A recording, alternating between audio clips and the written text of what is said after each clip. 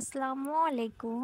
আজকে আমরা চলে গেছিলাম রূপসা নদী পার হয়ে একটা সুন্দর ক্যাফেতে। ক্যাফেতে ঢোকার সাথে সাথে অনেক ফুল। এই ফুলগুলো দেখো কি সুন্দর ফুল, আমার এই ফুলগুলো খুব ফেভারিট।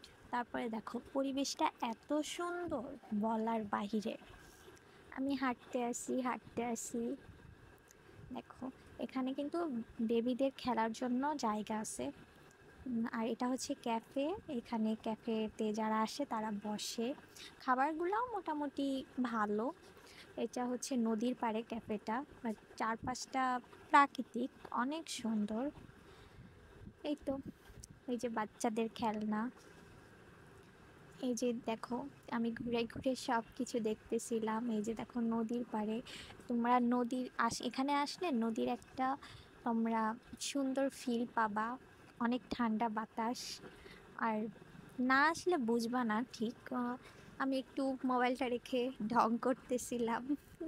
আসলে আমার ক্যামেরা ধরার মতো কেউ ছিল না, এই জন্য ওইখানে রাইখে নিজে আর কি একটু দেখতেছিলাম কেমন লাগে।